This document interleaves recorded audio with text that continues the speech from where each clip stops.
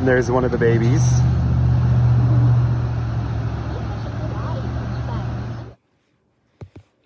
Hi everyone, and welcome to this month's edition of Wildlife Wednesday Monthly Roundup from Jackson Hole Eco Tour Adventures. I'm Tenley Thompson. And I'm Tyler Greenlee. And we've got amazing footage from all over the greater Yellowstone ecosystem to show you this week. First up, let's hear from our good friend Tyler about a great grizzly and wolf update. Hi everyone, it's Tyler here with your July bear and wolf update.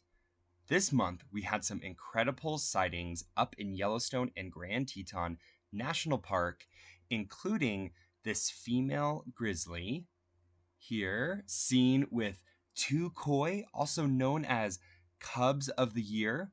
She was seen up in Yellowstone feeding in a meadow on some fresh green vegetation. Grizzlies feed a lot on grass, which surprises a lot of people. But while she was feeding in the meadow, her two cubs were acting incredibly playful and doing something we don't see grizzly cubs do very often. They actually climbed a tree, which is what made this sighting so special. We often see black bear cubs climbing trees, but not often grizzlies. Now, another really amazing sighting we had this month was grizzly bear 1063 actually hunting elk in Grand Teton National Park. And here you can see really her raw power as she runs after these elk. She's about 100 yards away from them at this point. Here's a photo of the elk running past the vehicle. 1063 was about 100 yards behind them when those elk came by. And at this point, she had lost sight of the elk and she was tracking them using her sense of smell. And you can see that here as she's running with her head held low to the ground. She's following the scent of those elk, trying to run them down. Now, eventually, these elk ended up all the way across this open meadow, and 1063 following shortly behind them. Now, we don't know what happened. We don't know if the elk escaped or if 1063 caught up to them and captured that elk calf. We can only guess what happened. But one of the funny things that happened while we were watching this is grizzly bear 399 was there the entire time, grazing in another meadow, not really aware of what was happening. The other large predator that we see often during the summer months is the wolf. And here we have the Junction Butte pack chasing a herd of bison up in Yellowstone National Park.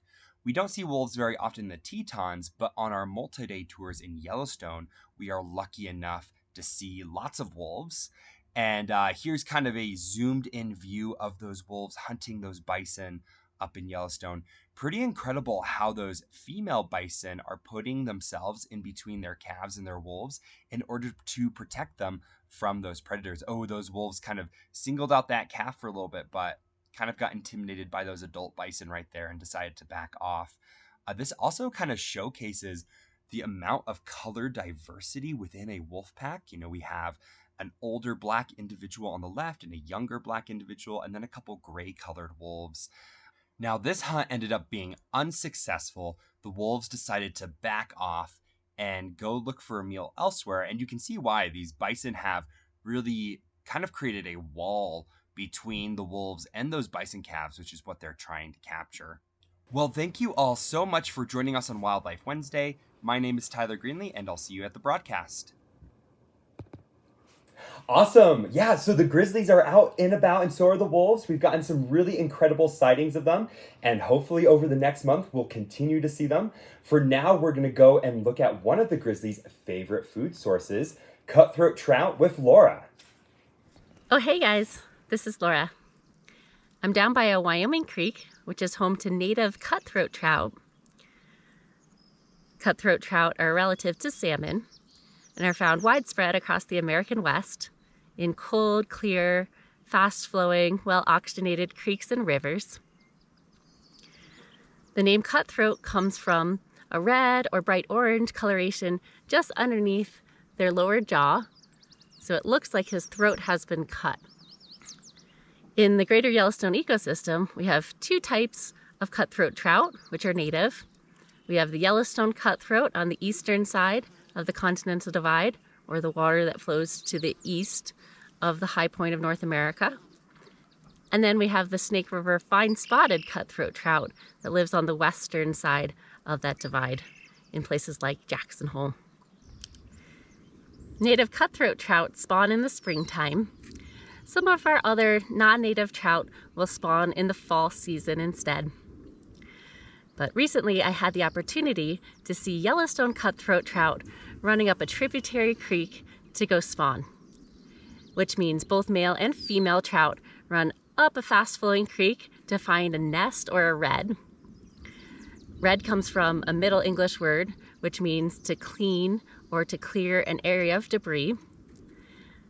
Female cutthroat trout will create that redd, that nest, by turning on their side and then vigorously swishing their tail back and forth to move gravel into a trough and, of course, a mound. They're selecting certain style gravels, certain sized gravels. They prefer 3/4 inch to about 2.5 inch gravel pieces, which is the perfect size to not only create that mound, but also house the eggs as they incubate. Male fish come into the same area as the female. Just after she lays those eggs, he'll come and fertilize them. Once fertilized, those eggs get super heavy. They also get kind of sticky so that they'll nest into that mound. The trough performs kind of like a natural hydraulic, so that water will flow up and over the mound without disrupting the eggs on the mound. Thanks, Laura. It's a great look at what is one of the most famous animals in the Greater Yellowstone ecosystem and a much beloved critter to everyone who lives here. Next up, we have quite the adventure and quite the surprise for you. Something I've never seen in person and some just amazing footage that I've never actually seen broadcast before, which I'm not going to give it away. I'll let you see it. But our pronghorn antelope have had an incredibly tough winter, and we've got some great signs this spring that things are on the mend. The winter of 2022-2023 was one of the harshest on record for local wildlife. Smaller ungulates like mule deer and pronghorn struggled to survive as their food was covered by feet of snow on their winter range. Pronghorn were also hit by a pneumonia outbreak. This die-off was particularly devastating for the sublet pronghorn herd, which includes all the animals that spend the summer in Jackson Hole. Here is a map showing the winter range of the Jackson Hole pronghorn and their migration route. In normal years, mortality for this population is only around 20%. This year, it is believed to be above 50%. During the spring, Wyoming Game and Fish conduct a survey to gauge how the population fared during the winter. Last year, they counted 200 animals. This spring, they counted 9. This means our pronghorn population is most likely below 100 animals. Last year, it was over 500. However, not all is lost. We have been fortunate to see survivors from this winter within the boundaries of Grand Teton National Park. And on a recent 8-hour tour, we counted 22 adult pronghorn and 4 fawns. While it may take a decade for this population to recover, this devastating loss will teach us about how wildlife populations recover from harsh winters. Harsh winters aren't a new thing for the species, and they have been dealing and adapting to them for thousands of years. In the meantime, we want to celebrate the new pronghorn births that will help rebuild this population in the future. Recently, several of our guides were lucky enough to witness this pronghorn doe give birth to twins. And here she is with that amniotic fluid beginning to come out. She's kind of in the throes of giving birth at this moment.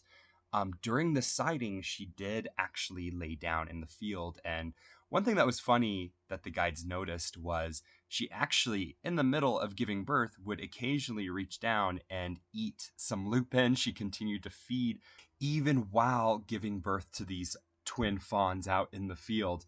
One thing that's amazing to me is that you can actually see her actually have contractions while she's laying out in the field. But eventually she does give birth and turns around and licks her new fawn. It's really important for them to lick their fawns after they give birth to remove any scent, any attractants that would bring in any coyotes or other predators that would endanger their fawns. And here she lays down again because pronghorn do have twins. They almost always give birth to twins, and so her labor isn't over. After giving birth to her second fawn, she proceeds to eat the afterbirth. And while this may seem disgusting to us, it's really important for them, once again, to remove any attractants for predators out here in the wild. And so eating the afterbirth will hopefully keep these fawns more hidden from predators out here in the field. It also is a great way for this female pronghorn to recycle any nutrients as she prepares to lactate and to raise these fawns. Now, after pronghorn have been born, they stand up and they nurse for the first time. And then for the first couple of weeks, their mothers really like to hide them in the thick grass. You can see these pronghorn fawns, they're not as brightly colored as their mothers. They really do match the ground, the dirt that they'll be lying on to hide from predators. But within a couple of hours, they can actually run faster than Usain Bolt. And so these pronghorn, even from a young age, are built for speed. Here is a doe, once again, cleaning her fawn to kind of hide its scent from predators. It's been really incredible to see these fawns, and the guides who filmed this were saying that they were in tears seeing these pronghorn fawns being born out in the wild. These are the future of the Jackson pronghorn herd, and hopefully they will help the herd recover from the harsh winter we had. Wasn't that amazing? I have never seen a pronghorn give birth in the wild. That's unbelievable. And pronghorn are very rare in zoos, so even to see it in a zoo environment would be unusual. There's two animals I really want to see give birth in the wild: bison and pronghorn. Those are the two big ones. I've seen a bison, but only once. That's pretty amazing. So big thanks to our guides Audrey and Drew, who were happy enough and they were thrilled to witness that with their guests. What an amazing day. And we also had some other footage shot by some of our other guides as well. So big thanks to everybody involved in that segment. All right, it is time for my second favorite part of the program, which is Tyler's big trivia. Oh yeah. Now, all you have to do to play with us, guys, is you just have to answer what the answer to the trivia question is in our comment section. Now, if you're watching this on a feed that's been shared and not on the original Jackson Hole Eco Tour Adventures page, we may not see your answers. If you want a chance to win a gift card to our Eco Tour Adventure store, you have to comment directly on our page in order for us to see it. But yeah, so what we're going to do is we'll start with a question from last month, and we'll go ahead and we'll answer last month's trivia question, and then Tyler's got a nice new stumper for all of y'all. Oh man, we'll see if you can get it. Yeah, so I'll let him take it away. Yeah, all right. So last month we asked, why do black bears peel bark from trees? And this was a question that, kind of came up on one of my tours recently. We saw this black bear pictured here peeling bark back from a tree. And people were asking, why would they do that? Are they accessing bugs? Are they trying to clean their teeth or their fur? And the answer is actually they eat the inner cambium layer of the bark. And so the cambium layer is full of nutrients and sugars and carbohydrates, which the bears, of course, love. And you can see it here eating that bark like it's string cheese, almost like a little toddler would. Super, super cute.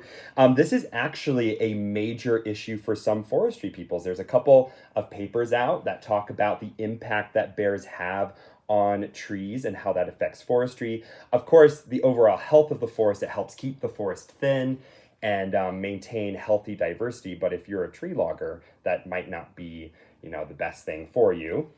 But yeah, if you got that question correct, congratulations. Yeah, that was a little bit of a hard one, a little bit of a different one. I had to think a little bit before it. Actually, our Eco Tour Adventures owner and I were actually debating the question. Cool. And then Tyler actually sent me some of these really cool papers that are definitely worth checking out. So we'll make sure that we post those. And Kelsey, who's moderating our comment section, Kelsey, don't worry. I know those are going to be hard to find. We will post those after the broadcast. Normally, we like to ask Kelsey Totally. at random as we're broadcasting live to look up things on the internet and post evidence or whatever of what we're talking about. We're not going to torture Kelsey in this case. And Hi, Kelsey. Thank you for that. Find a paper. I don't even know where it is. I just got sent it. But all right, guys. Now, if you want to participate in winning for this month, because that was last month's trivia question, so we've already given away the prize. But if you want a chance to win a gift card from our Eco Tour Adventure store, you're going to comment on this next trivia question with the correct answer, and then one of those correct answers will randomly be chosen to win. There's always a sponsored item from our Eco Tour Adventure store, and we're excited about this one this month because, of course, it is our optics section of the website. So these are just a couple examples of some of the optics we have for sale, including Maven Optics, and of course our brand new partnership, our field partnership with Swarovski Optic. If you like the binoculars that we use on tour, or you were a fan of Swarovski, of course it needs no explanation. They're the finest binoculars in the world. We are an excellent source, and of course now a retail of Swarovski Optics. So if you like the CLs and ELs we use on tour, or the NLs that you see the guides using, or of course our amazing spotting scope setups that'll show you things you can see. Some of these videos were shot in some cases more than half a mile or even a mile away, and they look like they're next to you. Definitely check that out. Kelsey will go ahead and put a link on the Eco Tour Adventure store, and you can check out some of these amazing optics there. As always, there's lots of cool stuff to check out on the web store. We encourage you to take a look at it. It definitely goes, all 100% of it, of profits go to support our Eco Tour Adventure staff and guides and make sure that they maintain their benefits. And then, of course, this is always a free service that we're offering. We just really love spending time with you guys and showing you all the cool things we're seeing in the field. But if you'd like to tip some of these great guides who've given you some of these really cool videos this month, feel free to do that on the store as well. All right, enough advertising. Let's talk about the trivia question. You ready? Yeah, so last month we asked a biology question. Now we're asking a geology question. And this is, how old is the Yellowstone volcano? And I did have a photo up there, but it looks like maybe the photo kind of blacked out. We're going to try it again. Yeah, let's see here. There we go. Okay, so I think that photo is up now. Oh, it just went out. Well, all right. Okay, well, hopefully you saw that. A little bit of technical difficulties there. I'm just going to pull up the question one more time, even without the photo. That way everyone can see it. The question is, how old is the Yellowstone volcano? Now, there's a lot of debate about this because geology is an ever-evolving science and people are making new discoveries, just like in biology, all the time. And so give your best answer here and let us know what you think for a chance at that prize. Awesome. All right. Woohoo. Very cool, guys. Yeah. So, yeah, go ahead and give your comments go in the comment section for your chance to win. Ooh, English is hard for me today. Yeah. In the meantime, it is time for my very favorite part of the show, which is Tyler and I are here to answer your questions live. If you want to nerd out with us, we are open to questions from anybody, anywhere on the internet or around the world watching. Exactly. All ages. All ages. It Yeah. doesn't necessarily, naturalist questions. So it doesn't even have to be about the Great Yellowstone ecosystem. You want to hear about things that are going on in your own backyard, or clouds, or astronomy, or whatever it is. Let us know. Generally speaking, whatever I don't know anything about, Tyler usually knows far more than I do. So and vice versa. Like what I don't know, she knows. So we usually have an answer. Every once in a while we have to say we don't know. But what's going to happen is we're looking down at your questions live on our iPad here as you ask them. So if you see us looking down, that's what's going on. And we'll just get through them in the order in which they're received. So just feel free to type in the comment section and we'll just kind of answer whatever questions people have. Let's see here. Well, let's start with Mark. Also, can you tell that I'm a guide? I'm like holding it here like I'm ready to look at a bear or something. Wait, where am I? There you go. Yeah, there we go. The bear's going to walk into the studio. Ready. Yeah. Old habits die hard. But I think that's a birding habit. Is that something birders do? Actually, this is totally a birding. Like holding your binoculars at like ready, like, oh, when is it going to come out? Yeah. Like looking for movement and stuff. Can you guys tell Tyler's a total bird nerd? Yeah. 100%. 100%. Yeah, I wish I knew as much about birds and could ID birds as fast as you could.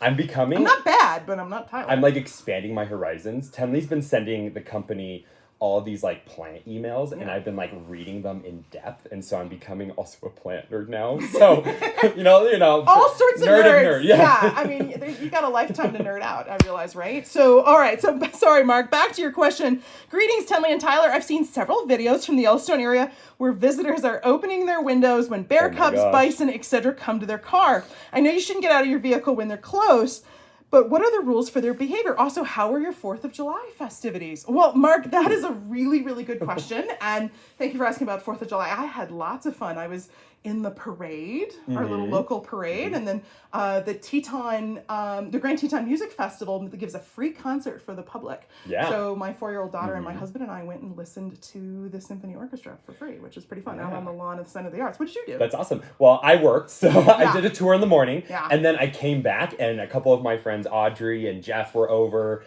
as well. Fellow guides. Yeah, fellow guides, and we all like kind of hung out at the apartment.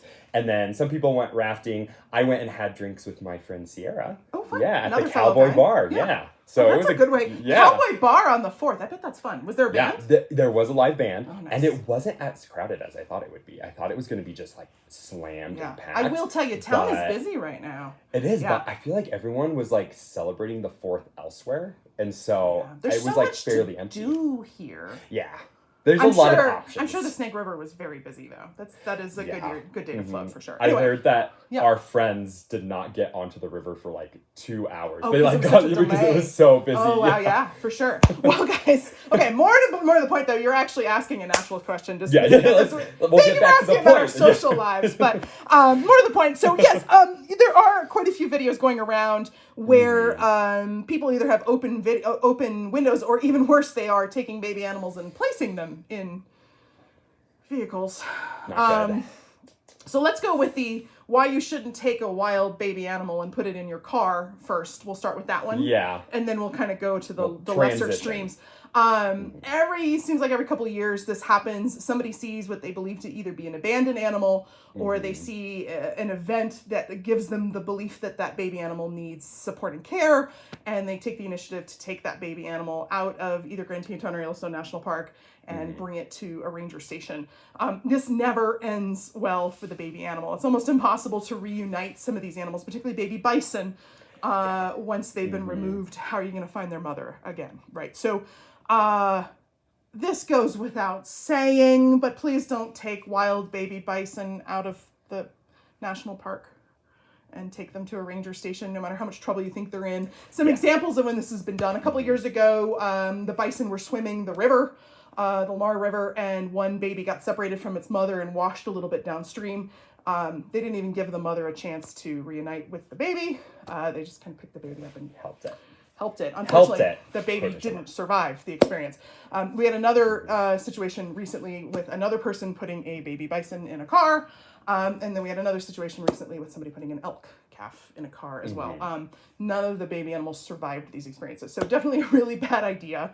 That should be obvious. I think if you're watching the show, you probably know that's probably not a good idea. Let's get more into the ethics of having windows down when wildlife are nearby. And just real quick, I think what's happening is like people don't come to these parks and they don't realize that we're supposed to be observers. Yeah. And, you know, as a tour guide, I talk a lot about that on tours. Like, we don't want to interact with these animals at all. We're simply seeing them in their natural habitat. But in other areas, there are programs where you can help local wildlife, like at raptor programs and stuff. So, and a lot of people help deer, like orphan deer in a lot of places. And so I get how it's confusing, but in national parks, we're just observers. We're not there to participate or to interact with these animals at all. We're just there to watch them. So the Park Service has a very strong policy on this, which you may or may not agree with, but it is the policy, which is if an animal is injured or harmed or is suffering due to something that's happened in the wild through wild means, we let nature take its course and we don't intervene unless that animal is so critically endangered that there are not enough examples of it left on the planet that we can take that risk. That would be the only exception to the rule. If an animal is harmed through human means, humans hitting it with a car, for instance, or doing something else that would have caused it great suffering, they will humanely euthanize those animals in the field where necessary, you know, a broken leg. And like occasionally if an animal gets injured, let's say by another animal, and then that animal leaves and the injured animal's clearly not going to survive, just for like decency, they will euthanize those Just to- animals just to because- like because there's people watching. Nobody and wants to stuff, sit there and watch something suffer on Yeah. the side of the road. Mhm. So the park will do sort of these mercy killings on occasion. But it's important to remember, as hard as it is sometimes to think about, that if a baby bison doesn't make it across the river, for instance, and it drowns, that's an incredibly important food source. Yeah. For lots and lots of different things, not just necessarily predatory animals like wolves and grizzlies, but also carcass kind of animals like coyotes and foxes and ravens and birds of prey like bald eagles. All these animals need that to survive. It's unfortunate that not every bison makes it, but bison are prolific breeders in part because survival in the wild is hard. So it's hard to see when these sorts of things happen, but they're happening for a reason. So that's okay. Neither here nor there. More back to the should you have your window down Exactly. when there's a bear walking by. Because I think that was more the question. This is a little complicated. I'll tell you the park's policy, which is you should be 100 yards away from any predator in the national park system. That includes if you're inside your vehicle. That would be the ethical distance. The only exception to the rule would be is if the Park Service or the Wildlife Brigade or Bear Brigade has specifically told you to stay put because it's in the best interest of the animal for you to not move. So first and foremost, if there's an authority figure there, just follow their instructions, regardless of what the park's rules are, because they may want you to stop for a good reason, allow animals to cross the road and other things. If you can ethically view an animal from your vehicle and you're not going to disrupt their activity by having the window down, not making loud noises, not throwing anything out of the window, not disturbing the wildlife, then there's a reason that you can't have a window down, but you need to be paying attention to the animal. So an example of this is if I have very, very loud guests, I might ask them to close the windows if they're going to be shouting. I'll ask them to be quiet first, obviously, and most people understand that. But any animal who stops doing whatever their normal behavior is to pay attention to you is being ethically disturbed. So an animal who is eating and stops, okay, you're disturbing that animal. An animal whose ears are focused on you, even if their eyes aren't, particularly grazing animals, okay, you're disturbing that animal. Yeah. You need to put yourself in a situation where you're not. Remember, that's where they have to live and eat. They don't have anywhere else to go. And so we have to kind of put them first. So there are situations when you absolutely should not have your windows open, but it's not going to be like a grizzly bear is just going to come through the window and eat off your face. Exactly. Yeah. There's no safety concern there. I will tell you, however, there was a rule a couple of years ago where roof hatches like we use on our tours were briefly not allowed in the park. So my favorite grizzly bear in Grand Teton National Park is grizzly bear 610, and she can sometimes have a bit of an attitude. Yep. It's part of what it makes her fun. Somebody decided to throw an apple at a moonroof. So they popped out of their moonroof, and she was crossing the road, and they threw an apple at her head. And look, I think they were trying to feed her. Probably, I don't think it was malicious. Did I think it they hit just her? didn't know any better. Yeah, it bonked her in the head. Oh, and gosh. she didn't like getting hit in the head. I wouldn't like getting in the head. By an apple, that would hurt. And she was aggressive in response to being hit in the head. Which, again, can you blame It's a her? bear. I mean, it's a bear. So for a while, the Park Service didn't want people to be through moon roofs or through roof hatches just when she was around.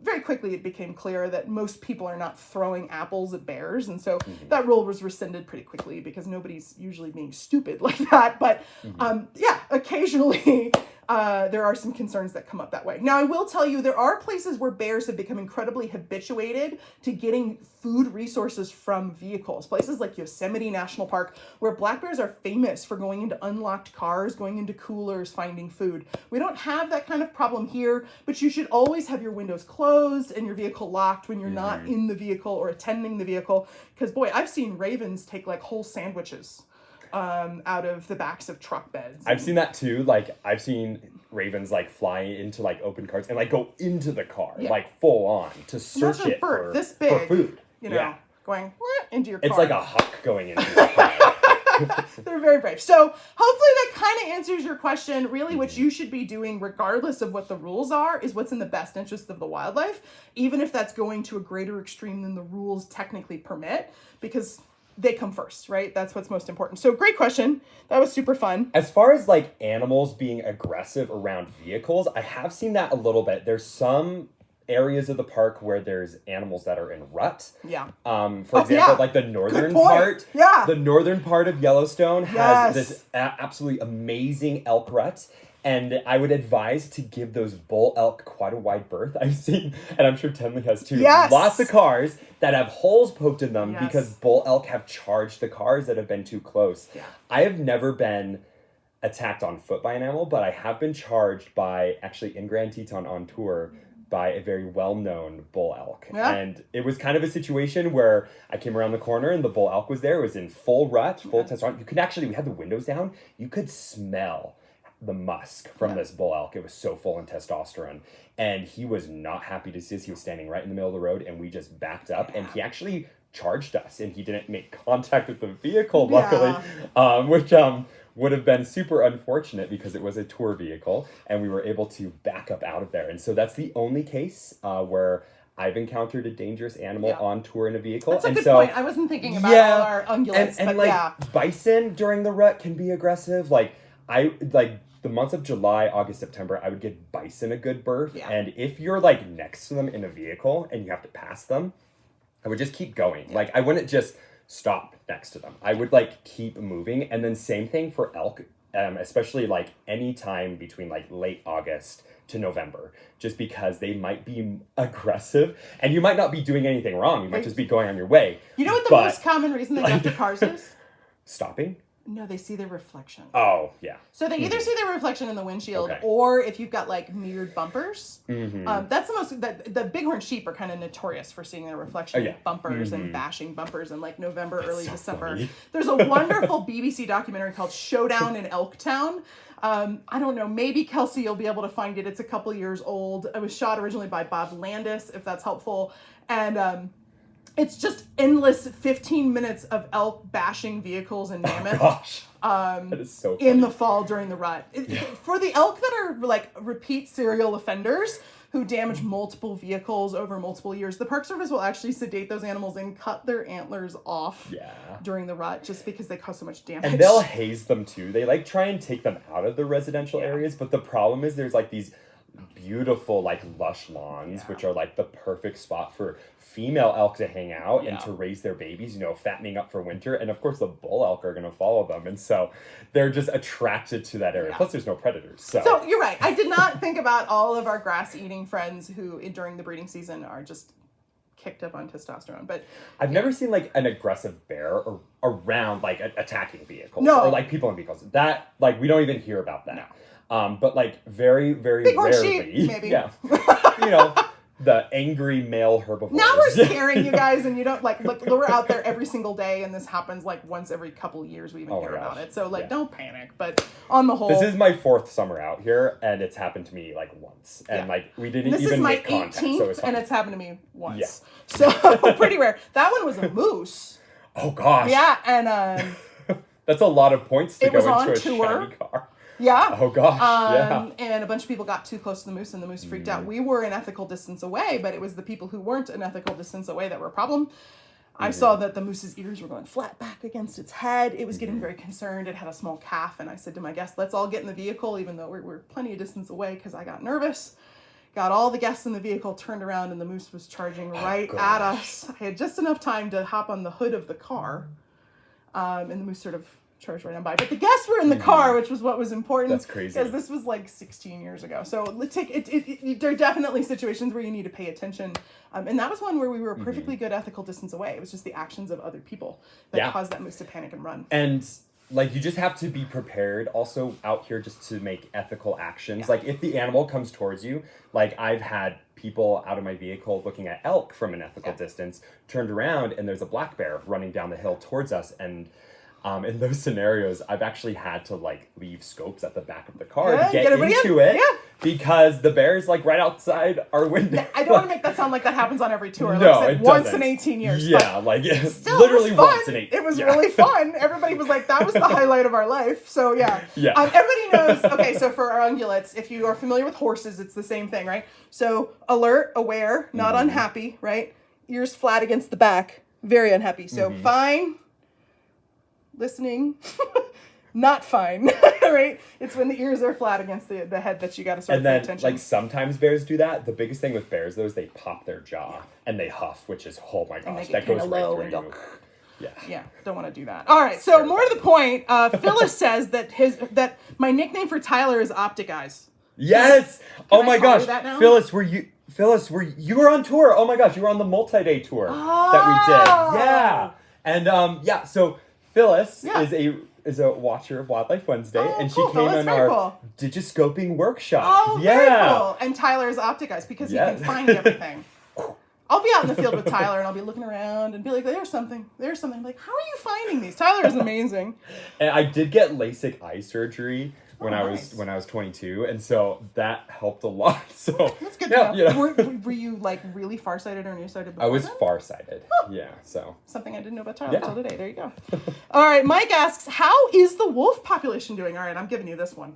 okay, yeah. Yeah, he knows. Well, it kind of depends on like where you're talking about and who you're talking about, like, because we have a lot of different wolf packs out here. One thing that is really interesting that happened this year is we had a lot of new packs form in Yellowstone. And over the past couple of years, you know, we've had quite a few new packs form. A couple of years ago, Rescue Creek formed. 2 winters ago, Shrimp Lake formed. And then this year we have now Lupin Creek and Willow Creek, which is really, really exciting. And so one thing that's fascinating is these wolves are very dynamic when it comes to their populations, and there's always new groups forming and new social kind of situations happening. One thing that is a little sad this year is the Junction Butte pack, which is one of the most famous packs in Yellowstone. Only had 2 pups this spring. We think that they probably had more, but that they never survived. They never made it to a point where they were coming out of the den. And to give you guys a little bit of background, the Junction Butte pack is the largest pack in Yellowstone, numbering 26 adult wolves plus 2 puppies currently. And they're one of the packs that are often seen very well. A lot of people like to go and look for them. And it's one of those situations where you can actually go and observe their den site. And unfortunately, this year they only had 2. It's possible that could be related to disease or maybe food. And so a lot of different reasons. One thing that I've noticed, and I don't know if you've been noticing this also, is that the Junction Butte pack, I feel like goes through this like boom bust cycle. Yeah. And this is like totally a personal theory. Totally. But like they like will have one year where they'll have like over a dozen puppies, and then the Insane. next year they don't have as many. And then the next year they have a ton, Yeah. and then the next year they don't have as And many. I don't know. I just see. And I don't know if there's like any scientific like papers to like that talks about that. Alright. It could be specific to Bear that with pack. me. I'm just thinking out loud. Yeah. Whoever occupies that territory always seems to be boom Like bust to boom me. bust. So maybe it's just where they live.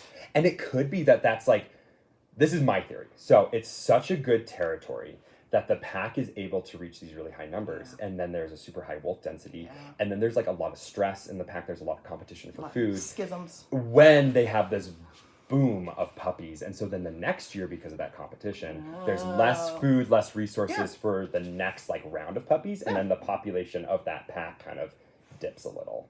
And so, and then it like kind of repeats the cycle. Well, that this is was a like good my theory. theory. I mean, but that's a great theory. That makes I perfect sense have to me. no data to back that up, but just a theory. Yeah. Yeah. Any issues with mange or Yeah. distemper or anything going on this year? I said that so optimistically. It's horrible. Actually, it's a You're like, disease. yeah, I was like, mange. yeah, because I'm into the science stuff. So, this Oh boy, winter, mange! yeah, woohoo! If you guys don't know, mange is a non-native disease brought here from Europe, and it was used to infect coyotes and trying to drive down coyote numbers. And it actually did not have that effect. Coyotes were able to adapt to the disease. The downside is now that it's across the landscape. I mean, I don't think there's an upside to this. No. And this winter on the elk refuge, we did see quite a few coyotes, and I did see one wolf that had some mange. It doesn't seem to be like a severe outbreak. Like, we're not seeing large numbers of canines that are like missing large patches of fur. Yeah. But I did see a coyote that was missing all the fur on its tail. Yeah. Rat tail. And then that's what we called him. Yeah. I called him like, what did I call him? Lion or something like that, because it looked like he had a lion's tail, from Africa. Yeah, poof, on the end. Exactly. Yeah. And then I saw one wolf, and I don't know who this wolf was, just by itself, who had like a couple of patches of mange on its tail and hindquarters. And that's a common pattern that we see out here. What happens is because their tails are like so accessible for them to chew on, they get itchy because of mange, and then they pull all their fur out while they're itching. Yeah. As far as Yellowstone, it looks like Yellowstone maybe isn't as bad. I mean, of course, we're not sure what's going on this summer. I mean, we're still making our observations, but as far as the winter, it didn't seem like there's a lot of mange. And mange is boom bust too. It is, as yeah. is distemper. So, and distemper, as you guys are aware, domestic dog disease, really hit the continental United States in the early 1980s. Because it's such a new disease to the continental United States, wolves and wild canids are not well adjusted to it, haven't been able to develop much of a resistance, although we can see evidence that resistance is growing. It tends to kill very young puppies, just like it tends to kill very young domestic dog puppies as well. There is, of course, a vaccine for it for domestic dogs, which is, even if... friendly reminder, get your dogs and cats vaccinated, not just for the behalf and the benefit of your dogs and cats, but for our wild canids and felids as well. Makes a huge, huge difference. Really good example of this is we had a terrible problem with canine distemper outbreak in Africa. I want to say in Kenya. I was about to say, Yeah. like all these, there's national parks all over the world, and a lot of the national parks that have large carnivore populations, like the Serengeti, Masai Mara. Huge distemper outbreaks. Yeah. All of the lions were dying from canine distemper. And so what they did, it was really, really clever, is they went into all of the local villages and vaccinated all the local dogs for canine distemper. And the disease rate in the lions dropped precipitously. So, you always want to protect our wild animals by making sure that you're keeping your domestic animals safe from disease. Another side of that. So whenever we do something, whether it's for the benefit of something or, accidental, it has an effect on the ecosystem. And I was reading that when they vaccinated all the dogs around it, they saw a drop in the wild dog population. And that's because canine distemper was driving down the hyena and lion populations. And African wild dogs, who lions and hyenas are sometimes their predators, a main competitor for them. Because their population was low, the African wild dog population went up, and then when they vaccinated all the domestic dogs, the lion and the hyena population went up, and the African wild dog population dropped down. So just like an example of like something that seems so simple, we're not even doing anything we're not physically doing anything to the lions. We're vaccinating dogs around the town. How that has an effect on wildlife. That's I did not really know that. fascinating. That's really cool. Yeah. Well, same kind of thing when we reintroduced wolves to the Great Yellowstone ecosystem. Coyote populations went down. That was not the goal, but coyotes were overabundant, utilizing the ecological niche, the ecosystem sort of pocket that wolves occupied, and so as a result. But fox populations increased because coyotes were putting pressure on foxes. So by introducing wolves, you decrease the number of coyotes, and you actually end up increasing the number of foxes, which was not intended, but ended up being a side effect. Okay, we're getting in the weeds, but that's really cool. Going back to the original question, in the Tetons, we're talking about wolves and how they're doing out here. Like, we always go on these tangents, which is so much fun, but we always have to circle back around. Yeah. In the Tetons, we have a new pack, which I'm super excited about, the Two Oceans pack. Yeah. And I don't know this for certain, but I believe I've been hearing them howl on tour. 2 weeks ago, quite a few reports of it. Yeah, it's really cool. One of my favorite packs, the Lower Grovant pack, is nowhere to be seen. We have not seen them at all. We don't know what's going on. Last fall, they lost their alpha female, and since then, there's been some turmoil in the pack. And so, as of now, their status is kind of up in the air. We don't know what they're doing. Which is tough, because I just have so many good years with them. It's hard, guys. The packs naturally rise and fall, just like dynasties and royalty and anything like that. And it's the natural cycle of things. But it's hard when you get attached to certain packs like this. And then they start to dwindle on you. And well, that's also kind of... Although Lower Grovant has gotten nailed a couple times and has risen again. So who knows? We'll see. At one point, there was only 2 of them. And then they rose back up. And so who knows? Good habitat. But I mean, that's part of being an observer, because just like how we're not helping the bison, we're observing the rise and fall of wolf packs. I'm always telling everybody, don't get emotionally attached, and then I don't take my own advice. But I do the same thing. I'm like, you have to have some distance, and then I'm like, oh, the Lower Grovant pack. Hopefully they're doing all right. But okay, great question, Mike. If we could go on about wolves for like 30 minutes if you wanted us to, so feel free to ask us lots of nerdy wolf questions. We love those. But let's see here. Libby, this is an interesting question. How did the lake to the canyon area of Yellowstone make out with the storm the other day? We've had some doozy thunderstorms recently, including massive hail and heavy winds. We had one last week that was particularly intense. Yeah. It was very interesting because I was the emergency contact for my sibling who was high in the Tetons, and I was a little nervous. Oh gosh. As I saw this weather come in. But she's fine, by the way, guys. But she definitely got to hunker down and be hailed on for a little while, which probably wasn't very much fun. She was pretty high up in the Tetons too. But so there were some trees that were downed. There was some damage. But on the whole, actually, Jackson got hit a little harder than Yellowstone did. So this is all part of the natural cycle of things. We have spring storms, although we're kind of in the summer, I would say now. Yeah. And so, yeah, it was brutal. It was interesting to witness brutal winds, down trees. But yeah, we need the rain. So slowly refilling Jackson Lake, which is really exciting. Yeah, I mean, yeah, the lake has filled up so much. It's pretty unbelievable. And one thing that's incredible is we're having a really beautiful wildflower bloom because we've had the wettest June ever, and there's just like wildflowers like everywhere. It's amazing. So great question. Really great picture opportunity. You know, like take a picture of mule's ear, which is this beautiful yellow sunflower in front of the Tetons. Like all your friends will be jealous. Yeah. This is a great one. Libby asks, did anyone get a good video of the great blue heron nest in Grand Teton? We're not going to say where this great blue heron nest is because they're very, very sensitive to disturbance. But I will tell you that, yes, many of our guides have gotten amazing video. So our social media manager, Kelsey, is monitoring our comment section. Okay, Kelsey, Libby wants to see some of this great video that I've been seeing come through of the great blue heron. So we'll try to post some of that for you on Facebook and Instagram over the next couple days, and you can check some of this out. The park has asked us to be just super, super careful. We would never give locations of any wildlife on social media just because of the ethics concern, but we specifically are going to be really careful when it comes to great blue heron nests. Yeah. I mean, any nesting bird is super sensitive. The park does have closures around all the bald eagle nests, all the peregrine falcon nests in Grand Teton National Park, just so that people don't get super close to those super sensitive species. And it becomes even more so later on in the summer as those eagles and peregrine falcons begin to learn how to fly. And that's when they're more exposed to predators, and the parents become a little more aggressive and sensitive to that. One time when I was in college, I unknowingly, I did not do this on purpose, walked near a bald eagle nest, and the parents, like, I thought they were going to attack me. They were like flying like 5 feet above my head, and I just exciting.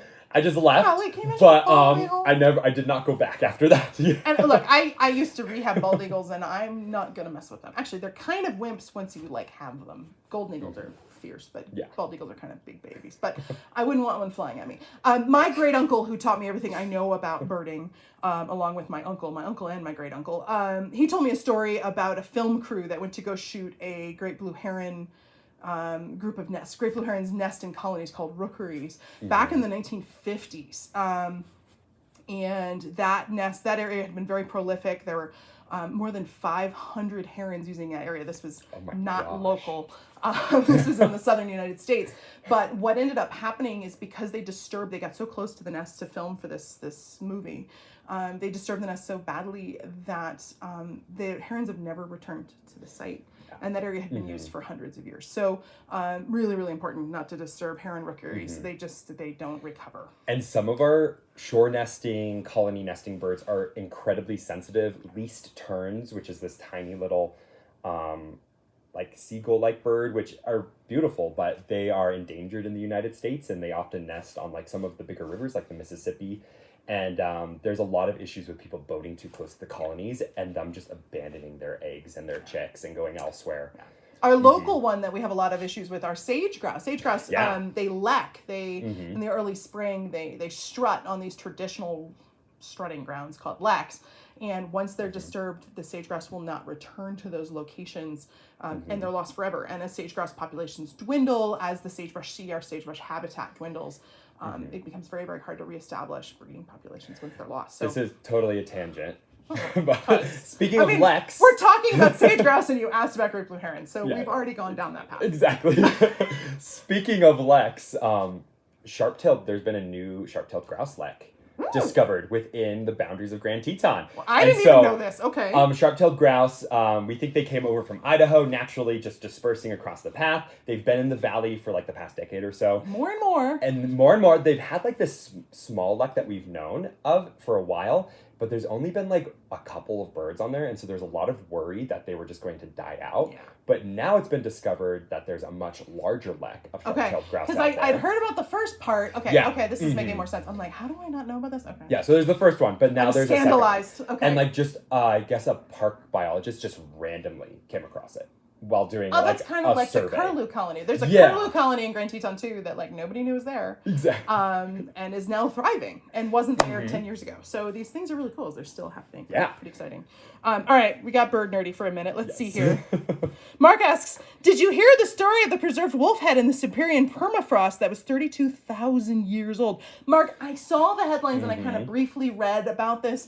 Super, super fascinating just from the perspective of trying to understand canid taxonomy and how long different kinds of wolves have been around, right? Because we think of them as such a dominant ice age predator, but we think of like dire wolves. Yeah. So really, really exciting. You know, there's a lot of questions about how long our current bear species, things like grizzlies and black bears, have been around, but also how long things like our North American wolf populations have been around too, how old they are as a species. So really, really fascinating stuff. I read about this, and apparently they did an isotope study. And so an isotope study is where you take a sample from the specimen and you can determine things like diet and habitat from the sample, because certain habitats and food sources have chemical signatures.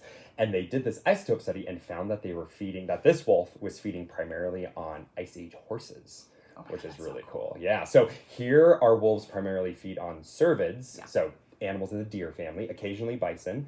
But back in, I guess, where was this? Alaska or Canada? No, Siberia, I think. Siberia, they were feeding primarily on horses. Yeah. Which is really cool. Which I guess, that makes sense. Remember that Ice Age horses were much, much smaller than they are today.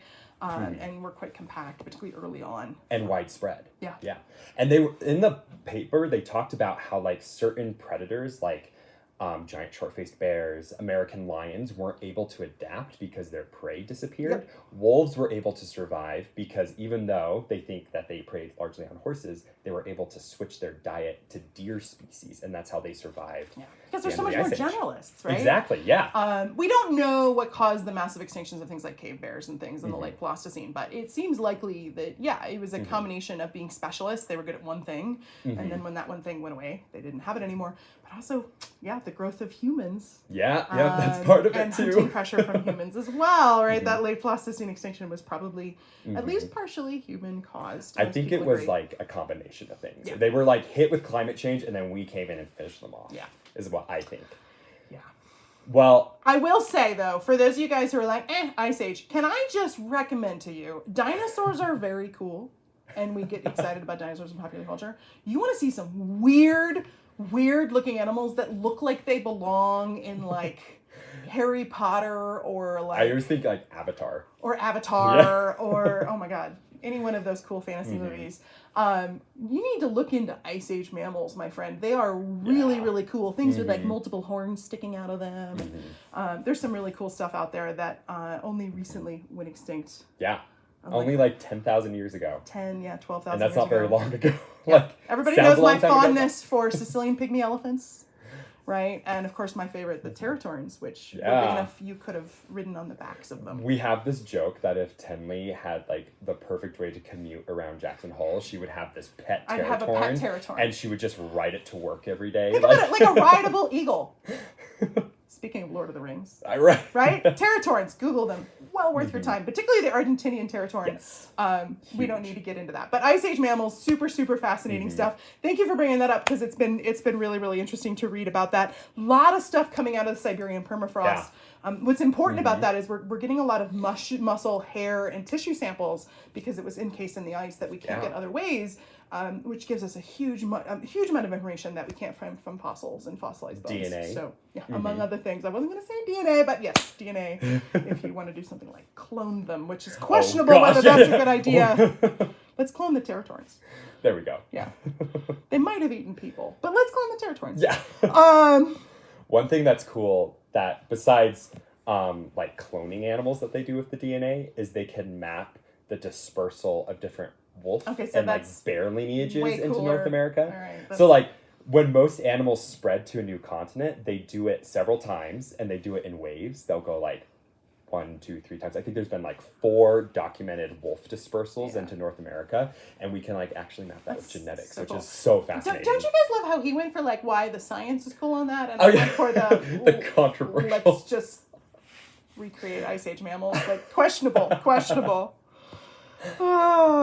This helps you decide who you'd want to go on tour with. The man who actually makes good scientific choices or the one who immediately jumps to the sci-fi, right? Okay, so Jurassic Park is coming. Jurassic Ice Age Park. Jurassic Ice Age Park is coming. Pleistocene Park.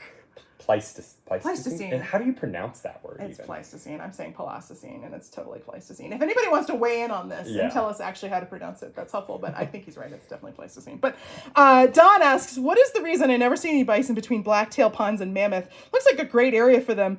Wintering grounds. That is a good question. I do see like lone bulls in there, but on the whole, no. I can't tell you for sure, but let's have Tyler give a theory. I'll give a theory. My theory is, it is really lovely and grassy and swampy. Swampy's hard. Bison don't like to wander through swampy. So I think we're getting a lot of sedges there, but the nutritional value of the grass there is probably actually more poor than you'd think. That's just my theory. I don't know. But you also don't see a lot of other large ungulates grazing there either, which seems to be highly indicative of the idea that it's just not good grazing habitat for them. So I get this question a lot on tour. I get it a lot with the elk refuge because all summer long we drive by the elk refuge and everyone's like, where are the elk? A lot of these animals are incredibly well adapted for utilizing different parts of the landscapes for different times of the year. And they try and be proactive on what areas of the landscape they're using that like benefits their nutrition and how much fat they can build. And so yes, the blacktail ponds might be a great area for bison, but it might not be as good as some of the areas further into the park that are even more alluvial and more lush. But what we see is later on in the year when the bison begin to migrate, when the snow gets deep and they can no longer live in those like more interior sections of Yellowstone, they do begin to migrate through those like lower elevation areas. And absolutely like those spots that you were talking about, I see bison sometimes in the winter and they utilize some of the food sources there. And so it's really cool, like to experience this landscape. You really do have to visit it at different times of the year to see animals in different places, to understand what the yearly calendar is for an animal like a bison or an elk. They are using different parts of the landscape. Right now, the elk are back in the forest. They're back at the high elevations. But as the season dries up, as fall comes, and then as snow begins to fall, they'll migrate back down to the lower elevations. And as they migrate, they use different portions of the landscape as they go. And that way, I mean, that makes sense for like a food conservation standpoint. It makes sense for if they need a lot of food during the winter, they're going to have food on the elk refuge because they didn't eat it in the summer. And so really cool to see that adaptation. Super clever for sure. Yeah. That's a great one. I like that one. All right, let's see here. Mary says, I've enjoyed following all your posts about the mule deer migration, assuming they made it to their summer range. Isn't that fun? So big thanks to the Wyoming Migration Initiative for sharing those with us. We so enjoy following those mule deer as they make their way on what could be the longest land animal migration in the lower 48. Yeah. So the short answer is they do broadcast those locations a week to 2 weeks after live because they don't want anybody actually harassing the deer as they're migrating. So yes, we should safely assume that they've made, the deer who migrate have made it to Jackson Hole at this point. We've seen evidence of that. Yeah. Pronghorn also follow a very similar migration path, and both mule deer and pronghorn populations have been greatly increasing as they've been arriving. So yes. But we probably won't hear about it officially in terms of the deer that we're following in the collar data for probably about another week. Our social media manager, Kelsey, will post that as soon as the Wyoming Migration Initiative updates us. For those of you all who have not been following those posts, just scroll a little bit down in Facebook on our page and you'll see them, or go directly to the Wyoming Migration Initiative site. There's also some wonderful, wonderful videos that they're showing where they've actually captured video of her live migrating, which is pretty neat. Super cool. She is an unbelievable deer. I never thought I'd fall in love with a deer, but it's pretty neat. I went to a film festival last year where a group of filmmakers from Wyoming Public Media actually recreated the migratory route where they walked on Oh my foot the gosh. path that she took. And like she's going straight over the top of mountains and things, and it almost killed them. Oh my It's gosh. unbelievable to actually And see what she's doing in it person. after like starving all winter and pregnant. Yeah. Like probably with twins. I was so. like not going anywhere when I was pregnant. I didn't want to get up. I can't imagine Mm-hmm. trying to make one of the longest migrations in the world. Probably with twins. Oh gosh.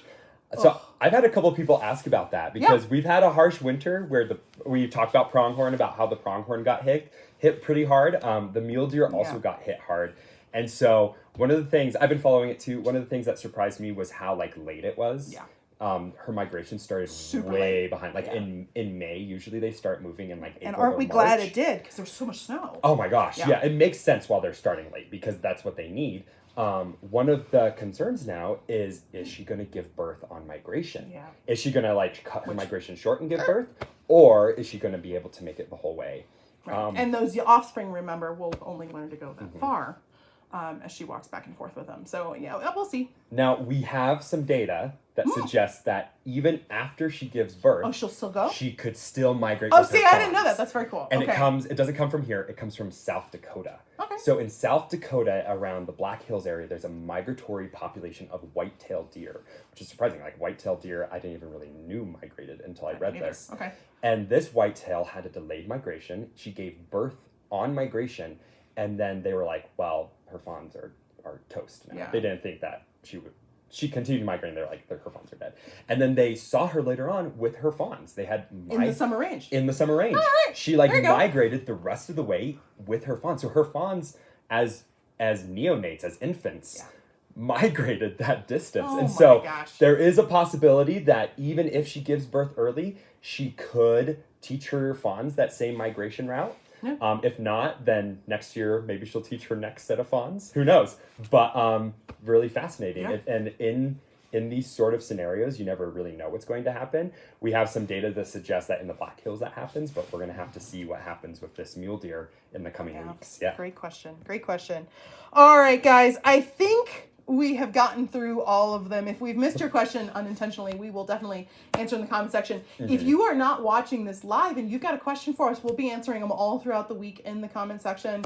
Come get nerdy with us. We'd be happy to answer any questions you have. In the meantime, we really appreciate so many of you all who choose to spend the first Wednesday at 5:30 Mountain Time with us each month on our Wildlife Wednesday roundup. yeah. We will see you guys in August. In the meantime, I hope you have just a wild July, and it's always a pleasure. Yeah. Enjoy the summer. Yeah. Yeah. Thanks, Have a great time. everybody.